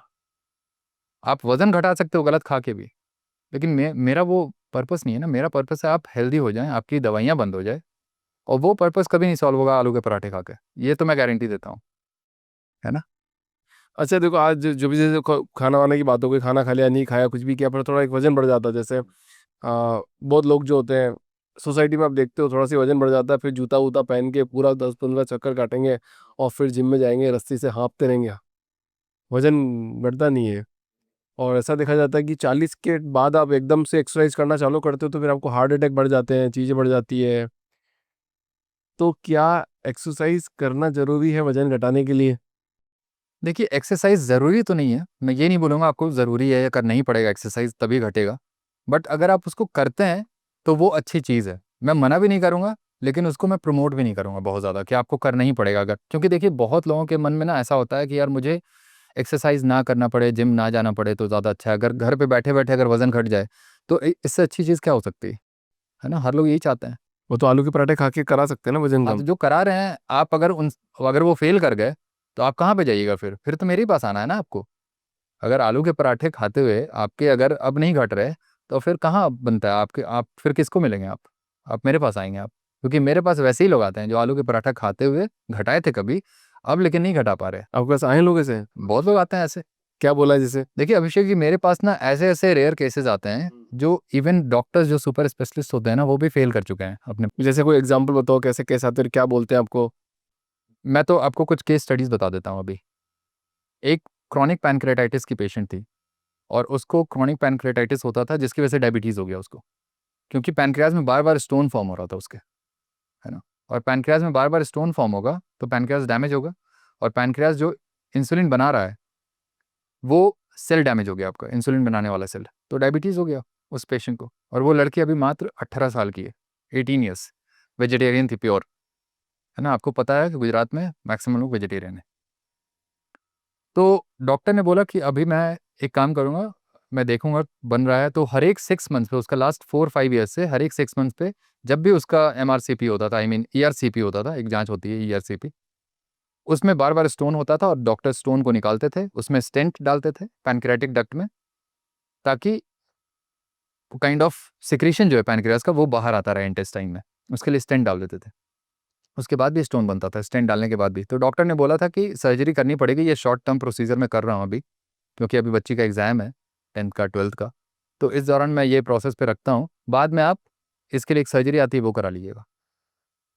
बट वो पेशेंट समहाउ मेरे से कांटेक्ट की, यूट्यूब पे वीडियोस वगैरह देख करके, मेरा चैनल उसको देखा, फिर उनके पेरेंट्स जो है मुझसे कांटेक्ट किए। मैंने बोला देखिए डाइट चेंज करनी पड़ेगी, ये डाइट जो है ना, खिचड़ी दलिया और ये सब खिला रहे हैं जो आप अपनी बेटी को, उसको बंद करिए। और उसके बाद देखिए मुझे ऐसा लगता है स्टोन फॉर्मेशन बंद हो जाएगा। मुझे पता नहीं था कि एक्चुअली बंद हो जाएगा, लेकिन मैं ऐसा मानता हूँ कि जो भी आइडियल डाइट है ह्यूमन बींग्स का, अगर आप किसी भी इंसान को दोगे तो आपकी डिजीज़ बेटर होगी ही होगी। उसके लिए आपको किसी एविडेंस की ज़रूरत नहीं है। आपको पता है हम मीट खा के इवॉल्व हुए हैं, तो आप उस इंस्टिंक्ट के साथ आपको उस डाइट को फॉलो करना है, बस, और कुछ नहीं। मैं और कुछ नहीं जानता हूँ कि क्या पढ़ाया गया हमें और क्या मैं प्रैक्टिस करता हूँ, है ना, एज अ डॉक्टर क्या ड्रग देता हूँ। आपको अपनी डाइट को ठीक करनी होगी, कोई भी डिजीज़ हो आपके पास, इंप्रूव होगी डेफिनेटली। इम्प्रूव हो मैं जाएगी। 100% रेजोल्यूशन या रिवर्सल की बात नहीं कर रहा हूँ कि वो आप खाओगे आपके सारे प्रॉब्लम दूर हो जाएगी, मैं ये सब क्लेम नहीं करता हूँ कभी, लेकिन सिग्निफिकेंट इंप्रूवमेंट मिलेगा जहाँ पे आपका कन्वेंशनल मेडिकल थेरेपी आपको नहीं दे पा रहा वो इंप्रूवमेंट, है ना। और उसके बाद से उस डाइट को फॉलो किया उस लड़की ने, बहुत डिलीजेंटली फॉलो किया पूरे 6 मंथ्स। उस 6 मंथ्स के बाद उसका फर्स्ट टाइम स्टोन नहीं आया, अभिषेक जी सोचिए, फर्स्ट टाइम। और उसके डॉक्टर्स को समझ में नहीं आया ऐसा क्यों हुआ। और उसकी डायबिटीज़ कंप्लीटली नॉर्मल, HbA1c जो उसका 8 चला गया था, HbA1c 5 आ गया। और ये सारा कुछ मैं अपने यूट्यूब चैनल पे करता हूँ, ये सारे सेशंस जितने भी केस स्टडीज़ होते हैं ना, ऐसे मिरेकुलस वे में जिनका रिजल्ट आता है, वो सारा मैं केस स्टडी करता हूँ। तो जो भी पब्लिक देख पा रही है ना, वो मेरे चैनल पे जा करके देख सकती है। बहुत सारे ऐसे कंडीशंस होते हैं जो आपको भी नहीं पता, मुझे भी नहीं पता था ऐसा कुछ होगा, लेकिन एक इंस्टिंक्ट होता है ना, एक कन्विक्शन होता है, उस पे आप काम करते हो। और मेरा बड़ा स्ट्रॉन्ग है इस मामले में। मुझे ऐसा लगता है कि नहीं, ये डाइट वर्क करता है हर सिचुएशन में, क्योंकि जो खाना है इंसान का, आप उस खाने को अगर फिर से आप री-इनकॉर्पोरेट कर दोगे किसी की लाइफ में, तो डेफिनेटली उससे फ़र्क पड़ेगा। मतलब आपने बोला इंट्यूशन आता है, गट फीलिंग आती है, उससे पता लगता है कि ऐसा होगा, राइट? एग्जैक्टली होगा, क्योंकि आप जो भी खा रहे थे वो खाना नहीं था आपका, वो बस आप सर्वाइव कर रहे थे उस खाने पे। लेकिन जब आप रियल फूड को इनकॉर्पोरेट करोगे अपनी डाइट में, तो वो फ़र्क दिखेगा आपको, क्योंकि बॉडी को अब मिल रहा है वो, और वो food as a medicine work करता है। और उसी पे मैं बिलीव करता हूँ, उसी में एंटायरली मेरा ये जो प्रैक्टिस है ना, पूरी मेटाबॉलिक है, डाइट बेस्ड। पूरा डाइट बेस्ड पूरा है डाइट कंप्लीटली। मेडिसिन तो मैं बंद करवाता हूँ अभिषेक जी, मेरे पास 10 से 12 मेडिसिन वाले लोग आते हैं और 6 महीने में पूरा बंद हो जाता है मेडिसिन। कोई मेडिसिन नहीं खानी पड़ेगी। कोई नहीं, डायबिटीज़, अर्थराइटिस वाले लोग भी आते हैं क्या? अर्थराइटिस वाले भी आए हैं, बिल्कुल, जिनको रूमेटॉइड अर्थराइटिस, रूमेटॉइड अर्थराइटिस जी, सारी मेडिसिन बंद होती है। उनको भी डाइट से सब ठीक हो जाता है? बिल्कुल, बिल्कुल, यही मीट और अंडा। लाइफस्टाइल डिसऑर्डर जितने भी है वो सब क्या डाइट से ठीक हो सकते हैं? डाइट से मतलब सिग्निफिकेंट इम्पैक्ट आपकी बॉडी में पड़ेगा, और उससे आपकी डिजीज़ का जो एक ट्रैजेक्टरी होता है ना, वो उसका बहुत अच्छे तरीके से आप उसको चेंज कर सकते हो डाइट से, सिर्फ डाइट से। डॉक्टर सर, एक बात और करते हैं। जी। करण जौहर, राम कपूर और बादशाह, अब जैसे मतलब कभी बहुत एकदम बल्की हो जाते हैं, कभी पतले हो जाते हैं, तो ये डाइट की वजह से होता है या फिर ये कोई ऐसा मार्केट में ऐसा कोई ड्रग है जो लेने की वजह से बहुत पतले, बहुत मोटे, बहुत फास्ट हो जाते हैं 2-3 महीने में? क्योंकि एक आम इंसान की बात करें अगर अपन, तो उसको तो 5-6 साल लग जाते हैं मोटा पतला होने में। तो डाइट का बहुत बड़ा रोल है इसमें। देखिए डाइट का रोल तो बहुत बड़ा है, मैं तो डाइट में ही बिलीव करता हूँ, लेकिन ये जिन सेलिब्रिटीज़ की मतलब आपने चर्चा की ना, ये सारे सेलिब्रिटीज़ डाइट बेस्ड रिजल्ट को जनरली करते नहीं है, और ये एडमिट भी नहीं करेंगे आपके सामने पब्लिकली कि हाँ मैंने वेट लॉस ड्रग्स को यूज़ किया अपने लिए। उसमें एक ओजेम्पिक बड़ा पॉपुलर हो रहा है अभी, हाँ, ओजेम्पिक नाम का एक ड्रग है, और ये ड्रग एक्चुअली करता ये है कि आपकी भूख को मार देता है कम्प्लीटली। आपको भूख ही नहीं लगेगी, आपको कंटिन्यूअसली नौजिया लगता है, ऐसा लगता है आपको वॉमिटिंग हो जाएगी अभी अगर आपने कुछ खाया तो। तो उस तरह से अगर आप भूख को सप्रेस कर रहे हो, तो आपका बॉडी वेट क्या होगा, फिर रिड्यूस होगा, कम होगा, वजन घटेगा आपका। लेकिन इससे प्रॉब्लम ये होगी कि आपकी बॉडी को जो न्यूट्रिएंट्स चाहिए वो मिलेगी नहीं, तो वजन घट जाएगा आपका। और जो इमीडिएट जो आप जो भी रिजल्ट ऐसे देख रहे हो ना सेलिब्रिटीज़ के, क्योंकि वो फेस पे दिखता है, जो भी ड्रग्स बेस्ड जो करते हैं ना वेट लॉस, उनका फेस देखते हो आप जैसे देख रहे हो करण जौहर का, ये इन लोगों का स्किन देखो आप कैसा दिखता है अभी, वो एक फोटो आ रहा था ना कि मतलब ये क्या है, मतलब क्या हो गया है ना, वो इसलिए हो गया, माल नरिशमेंट हो गया बेसिकली, और कुछ नहीं है ये। क्योंकि आप बॉडी के अंदर कुछ डाल ही नहीं रहे हो, अब आपने खाना बंद कर दिया, और उसकी वजह से कई आपके बॉडी में मल्टीपल न्यूट्रिशनल डिफिशियंसी हो जाती है, और उसकी वजह से आपका फैट लॉस भी होता है, साथ में मसल लॉस भी होता है, तो ओवरऑल बॉडी वेट काफ़ी घट जाता है आपका। तो राम कपूर जी का एक वीडियो भी तो वायरल हो रहा था, उन्होंने बोला ना कि अगर मैं ले भी रहा हूँ अगर ड्रग्स, तो उससे क्या फ़र्क पड़ रहा है। हाँ देखिए, प्रॉब्लम ये है ना कि इनको नहीं पता है कि क्या फ़र्क पड़ रहा है, क्योंकि इन्होंने ले लिया, थोड़ा सा शॉर्ट टर्म में इनको रिजल्ट मिल गया, और ये लोग उससे ही खुश रहते हैं बस। लेकिन इनको ये नहीं पता लॉन्ग टर्म साइड इफेक्ट इसका क्या है, ये लोग फिर से रीगेन करेंगे। फेम के चक्कर में सब। हाँ सारा मतलब आपको, क्योंकि देखिए इनका काम होता है कुछ शोबिज़ में है ये लोग, इन लोगों को इमीडिएट रिजल्ट चाहिए ट्रांसफॉर्मेशन के लिए, कुछ शूट करना हो या फिर कोई नया टीवी शो आ रहा हो, तो किसी तरह से ये लोग ट्रांसफॉर्मेशन इमीडिएट चाहिए इनको, इनके पास इतना टाइम नहीं है कि बॉडी के तरफ इतना ध्यान दें और हेल्थ के तरफ ध्यान दें, शॉर्टकट इनको अप्लाई करना होता है। और आपको क्या लगता है कि बॉलीवुड में जितने सेलिब्रिटीज़ हैं वो सारे नेचुरल तो है नहीं? सब नेचुरल नहीं है। बिल्कुल, जो भी मूवीज़ के लिए आप देख लो, आमिर खान को देख लो, जितने लोग भी ये लोग ट्रांसफॉर्म करते हैं बॉडी को, ड्रग्स का यूज़ होता है, लेकिन पब्लिकली एडमिट नहीं करते ये लोग कभी, ठीक है? सारे डॉक्टर्स होते हैं, टीम होती है, लेकिन सही चीज़ नहीं है उसे यूज़ करना। ऐसा तो नहीं है ना कि टीम रहेगी तो आपको वो बचा ही लेगी। कोई अनटोवर्ड इंसिडेंट तो हो ही सकता है आपके साथ, टीम होते हुए भी, क्योंकि वो चीज़ ही गलत है, उसको यूज़ करना। तो ये हो रहा है प्रॉब्लम, अभी ये लोग कब वेट गेन कर लेंगे आपको नहीं पता। अभी तो जब तक ले रहे हैं वो हो सकता है वो अब सस्टेन कर लेंगे, उस वेट लॉस पे वो मेंटेन कर लेंगे अपनी बॉडी वेट को, लेकिन जिस समय वो ड्रग लेना बंद करते हैं, उनकी भूख जो है फिर से वापस आने लगती है, और फिर से उसी चीज़ को खाएँगे वो, जिस चीज़ को खा के वो वेट गेन किए थे पहले, और फिर से वज़न बढ़ जाता है इनका। ये सबसे बड़ी प्रॉब्लम है इस ड्रग के साथ। ड्रग का इफ़ेक्ट तभी तक रहेगा ना जब तक हम लोगे। आप ड्रग लेना बंद कर दोगे, आपका सब कुछ वैसा ही हो जाएगा, क्योंकि आपने ड्रग लेके अपने भूख को मारा। आपने डाइट बदल के अपनी भूख को नहीं मारा। और फिर भूख बढ़ाने से वाली ड्रग भी होती है जो खाना खिलाने से वजन बढ़ा देती है, या फिर वजन बढ़ता कैसे है। वज़न तो देखिए, वज़न बढ़ाने के लिए कोई दवा नहीं आती, है ना? कोई बहुत सारे ऐसे ड्रग्स हैं जो वज़न को बढ़ाते हैं, कंट्रीब्यूट करता है आपके वेट गेन में, जैसे एंटी डिप्रेसेंट हो गया, एंटीसाइकोटिक हो गया। तो बहुत सारे ऐसे मेडिसिन्स हैं जो आप किसी और प्रॉब्लम के लिए ले रहे हो, बट आपके वो वज़न को बढ़ा रहा है। जैसे डायबिटीज़ के भी कुछ मेडिसिन्स होते हैं जो वज़न को बढ़ाता है ना? बहुत सारे ऐसे ऑटो इम्यून डिजीज़ हैं, जैसे स्टेरॉइड है, जिनका यूज़ बहुत ज़्यादा होता है आर्थराइटिस वगैरह में, उससे भी वज़न बढ़ता है। लेकिन वज़न बढ़ाने के लिए कोई एज़ सच कोई मेडिसिन नहीं आती। प्रॉब्लम इसलिए इसलिए नहीं आती क्योंकि वज़न ऐसे ही बढ़ रहा है लोगों का, वज़न बढ़ना अपने आप में एक प्रॉब्लम बन चुका है ऑलरेडी। तो अब वज़न बढ़ाने के लिए मेडिसिन क्यों आएगी अब? तो उसको घटाना, वो एक स्ट्रगल बना हुआ है सभी के लिए। तो उसको घटाने पे काम करना होगा, और उसको घटाने के लिए डाइट से अच्छा चीज़ कुछ नहीं होता। घटाने के लिए डाइट से अच्छा चीज़ कुछ नहीं कुछ होता। होता ही नहीं है। वो डाइट से ही तो आया था ना आपका। बस प्रॉब्लम ये है कि आपकी डाइट गलत थी, अब उसको सही करना है। तो आप जैसे ही सही करते हो, आपका वज़न नॉर्मल आ जाता है, और वैसे स्टेट में आप आ जाते हो जैसे आप अपने टीन्स में रहते हो। जनरली टीन्स में हर लोग लीन होते हैं बहुत, और आइडियली उतने ही बॉडी वेट पे आप आ जाते हो, क्योंकि जितना ग्रोथ होना होता है ना आपका मसल्स का, बोन्स का, ऑलमोस्ट वहाँ तक आपका पूरा प्रॉपर आ जाता है। और फिर से अगर आपने एक्स्ट्रा 50 केजी आपने गेन किया 10 ईयर्स 20 ईयर्स के आप फेज़ में, तो वो सारा 20 साल का जो गेन था ना वो फिर से वापस आ जाता है आपका, 2 सालों में, 3 सालों में, जब भी हो। आप उसी वेट पे आ जाओगे। तो बॉडी को पता है आपकी बॉडी में कितना वेट होना चाहिए, बट सही चीज़ डालना है उसमें, है ना? वो उस बॉडी वेट पे आपको ला के रख देगी। आपका डाइट प्लान एक बार वापस बता दो कि क्या डाइट लेना चाहिए, कैसे लेना चाहिए, कितनी बार लेना चाहिए। देखिए मेरे नज़र में ना इंसान को स्नैकिंग करना ही नहीं चाहिए, कभी नहीं। दिन में 1 से 2 बार खाना चाहिए बस। उससे ज़्यादा खाने की ज़रूरत नहीं है आपको। कुछ भी नहीं खाओ। नहीं, तो आप खाना किस लिए खाते हो अभिषेक? भूख लग रही है, बंदा ऐसा लगता है पेट पे कुछ भूख नहीं, खाना का अल्टीमेटली पर्पस क्या है? आपको हेल्दी रखे, आपको न्यूट्रिएंट जो मिलने चाहिए वो पूरा-पूरी मिले। बस यही पर्पस है ना। ऐसा तो नहीं है कि खाना खाना चाहिए, बस खा रहे हैं बस क्योंकि खाना चाहिए। पता ही नहीं है पर्पस क्या है। खाने का मतलब होना चाहिए कि आप जो भी खा रहे हो, आपकी बॉडी को पूरा नॉरिशमेंट मिल रहा है, किसी तरह की कोई डेफिशिएंसी ना हो, और वज़न ना बढ़े, बीमारी ना हो। बस यही पर्पस है खाने का, और वो पर्पस सॉल्व नहीं हो रहा है आपका वेजिटेरियन डाइट पे, या जो भी टिपिकल इंडियन डाइट है हमारा। न्यूट्रिएंट्स आपको मिलते नहीं हैं वेजिटेरियन डाइट पे, ये फैक्ट है। ये सारे वेजिटेरियंस को भी पता है, इसलिए B12 का इंजेक्शन बहुत कॉमनली हर लोग लेते हैं रेगुलर बेसिस पे, और जो नहीं लेंगे उनके हाथ-पाँव में झुनझुन कुछ-कुछ करने लगता है। मैंने भी लगवा लिया 2 B12 का इंजेक्शन तो। लगवाते हैं ना आप? लगवाया, एक ही बार लगवाया अभी तक। एक बार लगवाया, फिर आपको ज़रूरत पड़ेगी अभिषेक जी, मैं बता रहा हूँ, और सबको ज़रूरत पड़ेगी, क्योंकि vitamin B12 plant based diet में नहीं होता प्रेज़ेंट। और वैसे वैसे बहुत सारे न्यूट्रिएंट्स हैं, 15 से 20 न्यूट्रिएंट्स हैं जो आपकी बॉडी को नहीं मिलता है वेजिटेरियन डाइट पे। तो अगर आपका नॉरिशमेंट का ही पर्पस फुलफिल नहीं हो रहा है आपके खाने से, तो वो खाना का पर्पस आपका सॉल्व आप सर्व नहीं कर रहे हो अपने खाने से आप खुद को, जो करना चाहिए आपको। तो उसकी वजह से न्यूट्रिशनल डेफिशिएंट स्टेट में आपकी भूख जो है ना बढ़ जाती है, क्योंकि बॉडी उस न्यूट्रिएंट को खोज रहा है, बॉडी उस चपाती को पराठे को नहीं खोज रहा है।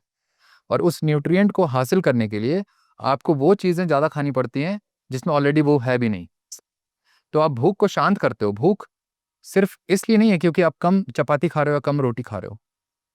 भूख इसलिए क्योंकि आप में डिफिशियंसीज हैं बहुत सारे न्यूट्रिएंट्स का, जिनको हम माइक्रो न्यूट्रिएंट्स बोलते हैं। आयरन हो गया, B12 हो गया, विटामिन डी हो गया, 50 तरीके के ऐसे न्यूट्रिएंट्स। मान लेते हैं डॉक्टर सर एक अभिषेक व्यास को एक आइडिया आ गया और अभिषेक व्यास बोलता है अभिषेक व्यास ऐसी कैप्सूल बनाएगा जिसमें जितना भी आपको शरीर को जो जो चीज़ चाहिए ग्रो करने के लिए वो एक कैप्सूल खाओ और जिंदगी जियो, जी, नहीं होगा उससे भी काम, तो फिर क्या क्योंकि वो ऑलरेडी सॉल्व हो जाएगी? नहीं होगी ना सॉल्व, क्योंकि आप जो बात कर रहे हैं वो तो ऑलरेडी सप्लीमेंटेशन की बात हो गई। हाँ, मतलब एक सप्लीमेंट देंगे बात खत्म। सप्लीमेंट तो मिल ही रहा है मार्केट में, फिर भी क्यों आ रहा है मेरे पास लोग? क्योंकि वो सप्लीमेंट्स काम नहीं करता आपकी बॉडी में, नहीं करता है काम, तो जितने मार्केट में सप्लीमेंट आ रहे हैं काम नहीं करते। काम नहीं करते हैं। आपका B12 काम कर सकता है, कुछ कुछ 1-2 सप्लीमेंट जो काम कर जाएंगे, लेकिन जो एक वैरायटी है ना न्यूट्रिएंट्स का, जो आपको एनिमल बेस्ड फूड में मिल रहा है, वो जिस तरह वर्क करता है आपकी बॉडी में, उस तरह से ये सिंथेटिक सप्लीमेंट्स वर्क नहीं करेगा। वो पर्पस सॉल्व ही नहीं होता है आपका। एक फैटी लीवर बहुत चर्चा में है, एक और है PCOS, ये भी बहुत चर्चा में है, और ऐसी कुछ 4-5 डिसीज है जो चर्चा में है, उसके बारे में आप बताओगे क्या वो खाने के कारण होती है सब कुछ ये?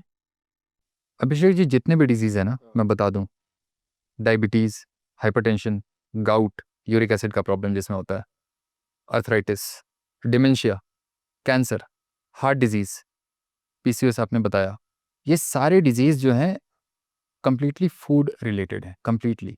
मैं ये नहीं कह रहा हूँ जेनेटिक्स का इन्वॉल्वमेंट नहीं है, जेनेटिक्स होगा आपके पास तभी आप हो सकता है इस डिजीज़ को एक्वायर करोगे अल्टीमेटली, लेकिन फूड का इन्फ्लुएंस इतना ज़्यादा है कि आप फूड को बदल के आप अपने डिजीज़ को बेटर कर सकते हो और रिवर्स कर सकते हो मोस्ट ऑफ द केसेस में, और अगर नहीं हुआ है तो प्रिवेंट कर सकते हो। तो फूड का जो रोल होता है ना, वो आपके जीन पे, एक्चुअली आपके जीन को इन्फ्लुएंस करता है। आपकी बॉडी में एक जीन है, जो जीन आपको ये बीमारी दे सकता है। हम जेनेटिक टेस्टिंग भी कराते हैं ना, बोलते हैं कि आप टेस्टिंग करा लो, आपको पता चलेगा कि आपको कैंसर होगा या नहीं होगा, क्योंकि आपके घर में कैंसर है या फिर हार्ट डिजीज़ के केसेस हैं, है ना, फैमिली हिस्ट्री जिसमें हम पूछते हैं। तो वो टेस्टिंग से आपको ये पता लग गया कि हमारे घर में तो है, मतलब हमारे पास भी वो जीन होगा। लेकिन अब तब तो ये काइंड ऑफ डेथ सेंटेंस हो गया हमारे लिए, अब तो हम कुछ कर नहीं सकते। लेकिन ऐसा है नहीं, अगर आपके पास वो जीन है भी, तो आप उस जीन को इन्फ्लुएंस कर सकते हो अपने खाने से नेगेटिवली। अगर पॉजिटिवली इन्फ्लुएंस करोगे तब तो वो जीन और आपको डिजीज देगा, तो नेगेटिवली अगर आप इन्फ्लुएंस करोगे तो वो जीन सप्रेस होगा, और इसी को हम एपिजेनेटिक्स बोलते हैं। क्योंकि एग्जैक्टली आप जीन को कुछ कर नहीं रहे हो, जीन को आप नहीं बदल रहे हो, आप जीन के जो काम है ना, जीन जिस तरह काम करता है उसके वर्किंग स्टाइल को आप बदल रहे हो खाने से, तो जीन वो सप्रेस हो जाता है काइंड ऑफ। तो जो भी बैड जीन्स है उसको आपने सप्रेस किया, गुड जीन्स है उसको आपने ओवर एक्सप्रेस किया।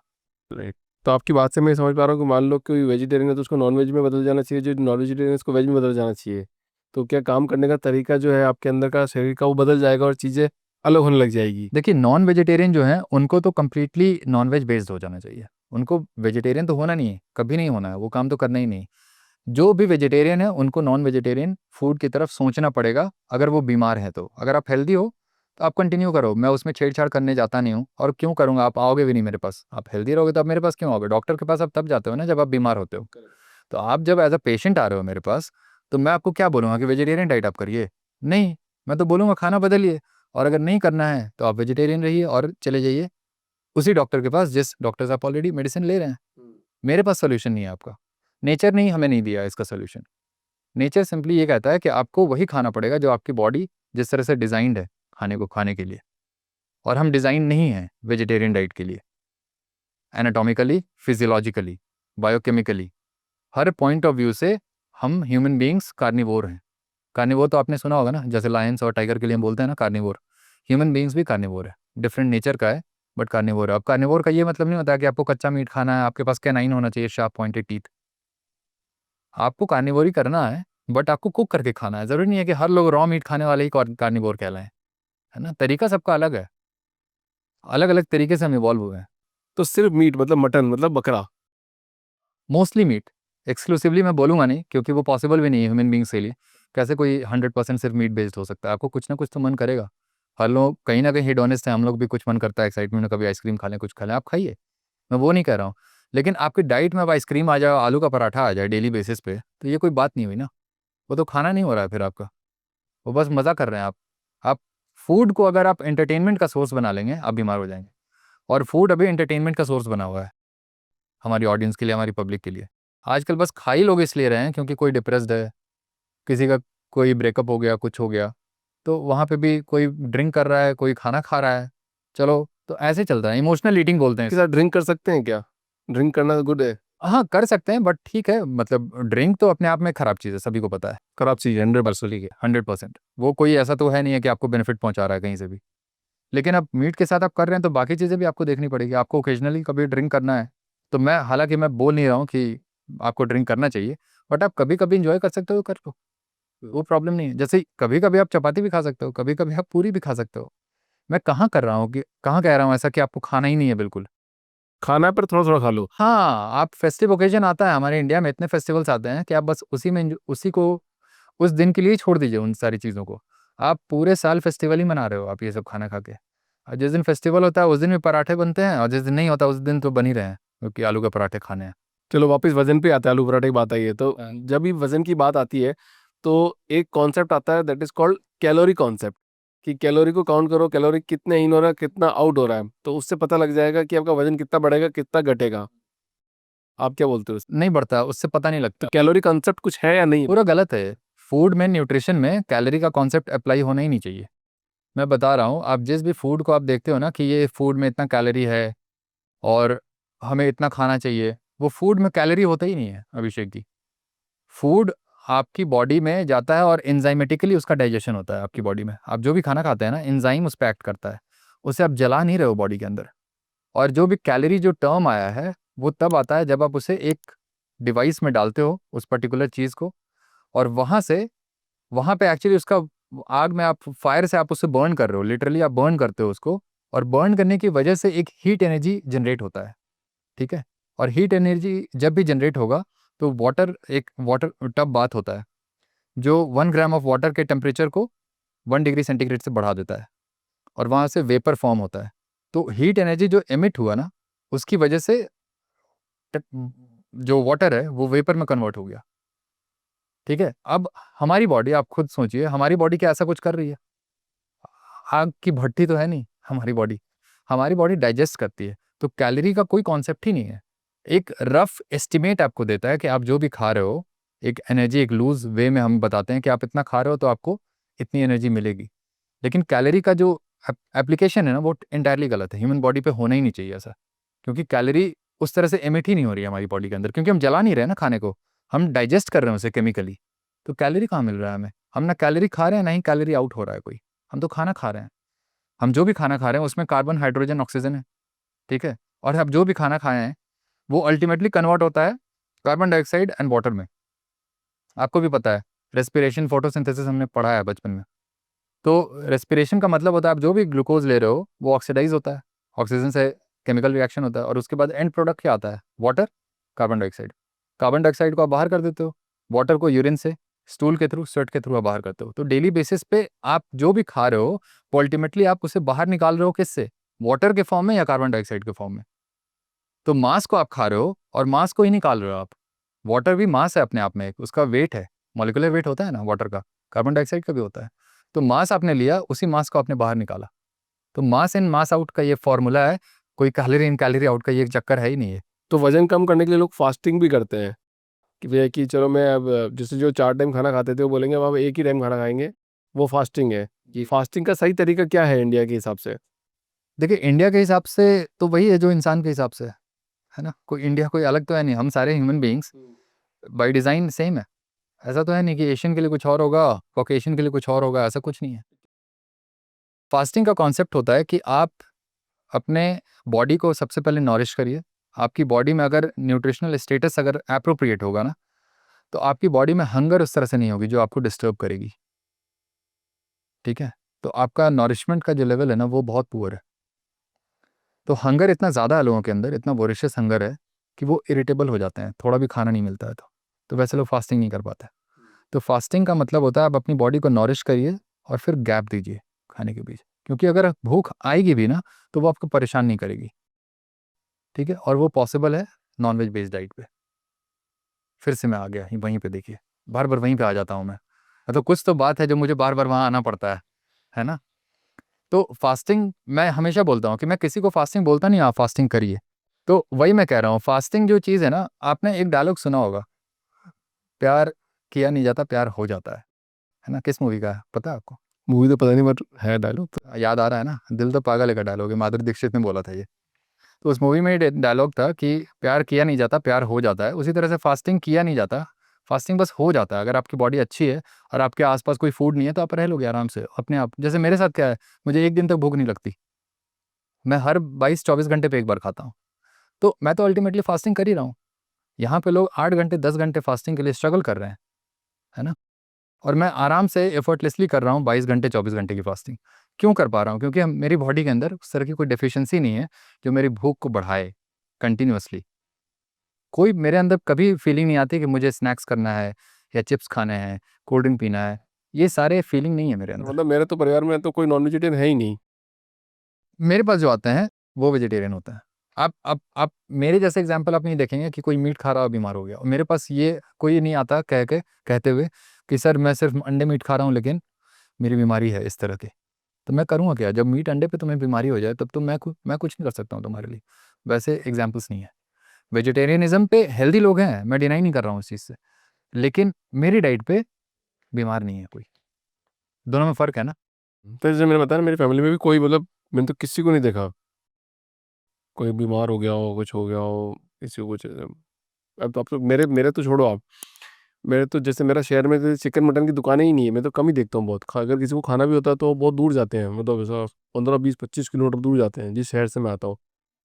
वहाँ पे ऐसा कोई मतलब कोई मार्केट दिखेगा नहीं, ज़्यादातर लोग वेजिटेरियन है वहाँ पे। बट फिर सब बढ़िया एकदम। तो उनको लेना पड़ता है ना, सप्लीमेंट्स तो लेने पड़ते नहीं हैं। लेते कोई सप्लीमेंट, नहीं किसी ने नहीं रोका। आपको पता थोड़ी चलेगा, हॉस्पिटल जाते हैं क्यों वो? मैं तो हॉस्पिटल में मतलब हॉस्पिटल में जैसे किसी का एक्सीडेंट बहुत होते हैं वहाँ पे हमारे, कि हाथ टूट गए, पाँव टूट गए। देखिए वो होता क्या है ना अभिषेक जी, कई बार जो डेफिशिएंसी होती है आपको सीवियरली इफेक्ट नहीं कर रही होती है, तो आपको भी नहीं पता कि आपके अंदर कोई डेफिशिएंसी है जब तक आपको सीरियस वाले कोई सिम्टम्स नहीं आएंगे।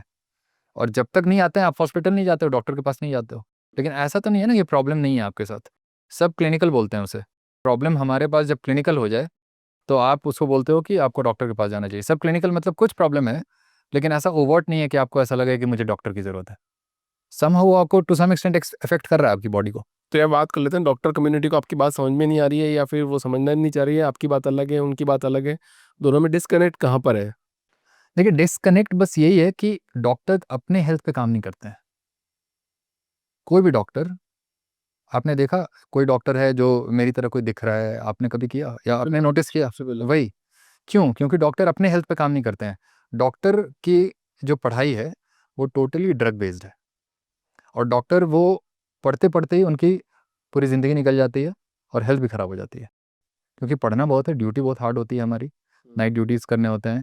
और लगभग हमारी पढ़ाई कुछ ऐसी है कि हम 10-15 सालों तक डिग्री लेते रह जाते हैं। तो आपको फुल फ्लेजेड प्रैक्टिस में आने में लगभग आपको लग जाते हैं 15 साल 20 साल, और तब तक आपकी एज हो जाती है 40-45। तब हो सकता है आपकी प्रैक्टिस रोरिंग होगी, और वो भी गारंटी नहीं है कि हो ही जाएगी, स्ट्रगल बहुत है। तो उस चक्कर में हेल्थ जो है ना वो इग्नोर्ड हो जाता है कम्प्लीटली। तो अल्टीमेटली डॉक्टर भी कर ये रहे हैं कि डॉक्टर भी अपने पेशेंट के हेल्थ पे काम नहीं कर रहे हैं, बस मैनेज कर रहे हैं वो डिजीज़ को ड्रग से। करेक्ट, ये बात तो देखिए कि डॉक्टर सिर्फ डिसीज मैनेज करता है कि ज़्यादा नहीं बढ़नी चाहिए, कम नहीं होनी चाहिए। एक बैंडलिट में आपको एक ड्रग्स दे के आप वो बोलते हैं कि ये टैबलेट अगर आप छोड़ दोगे तो वो ऊपर नीचे हो जाएगा और आपकी तबीयत खराब हो जाएगी। बिल्कुल हो जाएगी, लेकिन ये नहीं बोलते कि आपकी ये सारी मेडिसिन बंद हो सकती है। क्यों? क्योंकि उनका खुद का एक्सपीरियंस वैसा नहीं है। मैं जब मेडिकल कॉलेज के लिए जब मैं पढ़ाई कर रहा था +2 में, तब से मैं जिम कर रहा हूँ। मुझे पता था कि मुझे डॉक्टर बनना है, वो मैं शुरू से था कि मुझे बनना है डॉक्टर। बट जिम का जो इफ़ेक्ट था ना वो इतना हेवी था मेरे ऊपर, इतना भारी था कि मैं जब मेडिकल एजुकेशन जब मैं कर रहा था, अपनी एमबीबीएस कर रहा था, तो वो पढ़ाई तो मैंने कर ली लेकिन कभी हावी नहीं होने दिया। उसको हम बोलते हैं ना एकेडमिक इंडोक्ट्रिनेशन बोलते हैं उसे, कि एक धर्म की तरह आपने मान लिया और जो लिखा है वही सही है। वैसे मैंने कभी माना नहीं क्योंकि जिस तरह से जिम करते हुए मेरी बॉडी जो ट्रांसफॉर्म हुई डाइट को बदलने पे, तो मुझे लगा यार गलत पड़ रहे हैं हम लोग सब कुछ, क्या हो रहा है ये। बोलता है 70% कार्बोहाइड्रेट खाने, मैं 70% फैट खाता हूँ, और मैं पिछले 8 सालों से ऐसे ही हूँ लगभग, और कोई चेंज नहीं आ रहा है, बहुत बहुत ज़्यादा कुछ ऐसा डिफरेंस भी नहीं आया है। जो लोग देखते हैं बोलते हैं कि यार तुम 10 सालों पहले भी ऐसे ही दिखते थे, अभी भी वैसे ही दिखते हो। तो इस पॉडकास्ट के माध्यम से आप जितने भी एथलीट्स हैं और जो स्पोर्ट्स पर्सन है उनको क्या संदेश देना चाहोगे कि उनकी परफॉर्मेंस और बेटर हो सके? देखिए, परफॉर्मेंस बेटर करने के लिए ना बहुत सारी चीज़ें, एक तो उनका जो भी ट्रेनिंग का जो प्रोग्राम होता है ना, वो बड़ा हेक्टिक होता है। ट्रेनिंग का प्रोग्राम का मतलब होता है, जैसे मैं एक एग्जांपल देके बताता हूँ। जैसे मान लीजिए कोई क्रिकेटर है, तो क्रिकेटर का काम क्या होता है? फील्डिंग करना ग्राउंड पे, या बैटिंग करना, बॉलिंग करना, यही 3 काम है। अब आप जब भी फील्डिंग करोगे तो आपके पास बॉल आएगा, आप एक सर्टेन एक बॉडी मूवमेंट चाहिए उसके लिए, कैच करने के लिए, तो आप उसके लिए प्रैक्टिस करते हो। तो फील्डिंग के लिए आप देखते हो कि बॉल को फेंका जाता है और आपको बोला जाता है आप डाइव करो, तो फील्डिंग के लिए भी प्रैक्टिस करवाया जाता है। बॉलिंग के लिए प्रैक्टिस होती है, जैसे आप पेस बॉलर हो, फास्ट पेस बॉलर हो, तो आप बॉलिंग के लिए भी प्रैक्टिस करते हो। बैट्समैन हो, बैटिंग के लिए प्रैक्टिस करते हो। तो ये आपके स्पोर्ट्स के अकॉर्डिंग आप ट्रेन कर रहे हो खुद को, ठीक है। और अगर आपको बॉल चेज़ करना है ताकि बाउंड्री हिट ना करे, चौका ना चला जाए, छक्का ना चला जाए, उसके लिए आपको फास्ट पेस रनिंग करनी है, ठीक है। तो वो जो आपका रनिंग होगी ना, वो स्प्रिंट फॉर्मेट पे होगी। स्प्रिंट का मतलब होता है फास्ट रनिंग। तो आपके पूरे इस स्पोर्ट में आप देख रहे हो कहीं पे भी स्लो स्टेडी स्टेट कार्डियो नहीं है, जहाँ पे आप भाग रहे हो slow low to moderate intensity पे। लेकिन आप देखोगे क्रिकेटर को दौड़ाया जाता है लो टू मॉडरेट इंटेंसिटी पे, ग्राउंड के 10 चक्कर लगाओ। क्यों करा रहे हो भाई? आपकी स्पोर्ट वो मूवमेंट को रिक्वायर डिमांड नहीं करती है, वो रिक्वायरमेंट नहीं है आपका एज अ स्पोर्ट पर्सन। आपका as a sport person demand है आपकी बॉडी का सर्टेन मूवमेंट जो आप कर रहे हो ऑलरेडी। बैटिंग कर रहे हो तो बैट्समैन हो, बैटिंग कर रहे हो वो प्रैक्टिस हो रहा है आपका। फील्डर हो तो आप स्प्रिंटिंग कराओ ना। आप ग्राउंड पे अगर कोई बॉल जा रहा है, वो चौका बाउंड्री पे जा रहा है, तो आप स्लो स्टेडी स्टेट कार्डियो नहीं करोगे ना, आप स्प्रिंट करोगे। तो स्प्रिंट करवा रहे हो जब ऑलरेडी आप कर रहे हो, तो फिर ये बीच वाला ये क्यों कर रहे हो आप, लो टू मॉडरेट इंटेंसिटी वाली ट्रेनिंग? आप देखोगे सारे क्रिकेटर का दौड़ाया जाता है मॉर्निंग में 10-10 राउंड। बोलते हैं ये तुम्हारे एंड्योरेंस को बढ़ाएगा। नहीं बढ़ाना है हमें एंड्योरेंस, वो जनरल फिटनेस हमें बढ़ाने की ज़रूरत नहीं है। आपका स्पोर्ट जो डिमांड करता है, आप उस लेवल पे ट्रेन करो खुद को। एग्जैक्टली वही ट्रेनिंग चाहिए आपको।